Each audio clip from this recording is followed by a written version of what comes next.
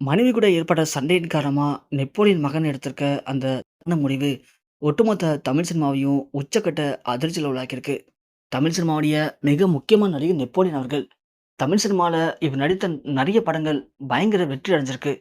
ஆரம்பத்துல சின்ன சின்ன கதாபாத்திரம், அப்புறம் வில்லன் கதாபாத்திரம், அதன் பிறகு உச்சக்கட்ட ஒரு நடிகரா நெப்போலியன் தமிழ் சினிமாவுல ஜொலிக்கப்பட்ட ஒரு நடிகர். அவருடைய அந்த உயரம், அதோட கட்டுக்கோப்பான உடம்பு, அவரு டயலாக் பேசக்கூடிய அந்த பயங்கரமான ஸ்பீச், இது எல்லாமே மக்களுக்கு அவர ரொம்ப பிடிச்சு போனது. மண் வாசம் வீசக்கூடிய நெறைய படங்கள்ல நெப்போலியனுடைய அந்த வீர வசனங்கள் மக்கள் மத்தியில இன்றளவும் கூட அழிக்க முடியாத ஒரு இடத்த பிடிச்சிருக்கு.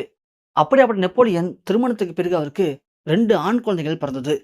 பொதுவா பெண் குழந்தைகள் பிறந்தா அவங்களுடைய எதிர்காலமே மாறி போகும்ன்னு சொல்லுவாங்க.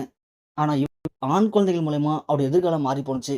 ஏன்னா, அவருடைய மூத்த மகன் தான் எல்லாமே தன்னுடைய மகன் தான் ஆசைப்பட்ட அவருடைய மகனுக்கு திடீர்னு இருக்கறதுலயே ஒரு மோசமான, ஒரு வித்தியாசமான நோய் தாக்கி, அவரால எழுந்து நடக்க முடியாத அளவுக்கு ஒரு மோசமான நிலைமைக்கு தள்ளப்பட்டாரு.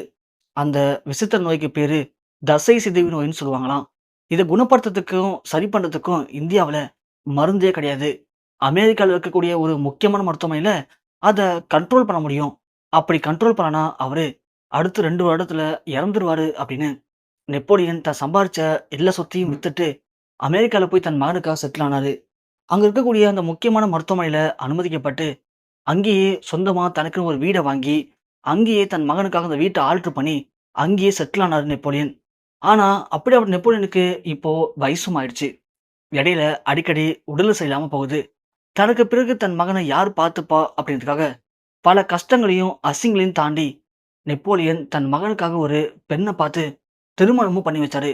அந்த திருமணமும் கூட பயங்கர சர்ச்சைக்குள்ளானுச்சு. ஏன்னா, நெப்போலியன்ட்ட காசு இருக்கு ஓகே. அதற்காக ஒரு பொண்ணோட வாழ்க்கைய கெடுத்துட்டாரு. அவருடைய மகனால எழுந்து நடக்கவே முடியாது.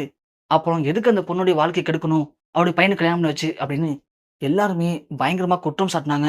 ஆனா, ஒரு தகப்பனா ஒரு குழந்தைக்கு தனக்கு பிறகு ஒரு துணை தேவ. அதற்காக தான் நான் திருமணம் பண்ணி வச்சிருக்கேன். தயவு செஞ்சு என் குடும்பத்த பத்தி யாரும் தப்பா பேச வேணாம் அப்படின்னு கூட நெப்போலியன் ரீசென்ட்டா கண் கலங்கி ஒரு வீடியோ வெளியிட்டிருந்தாரு. அதன் பிறகு அவருடைய மகனுக்கு திருமணமாகி இப்போ 2 வருடங்கள் ஆகப்போது.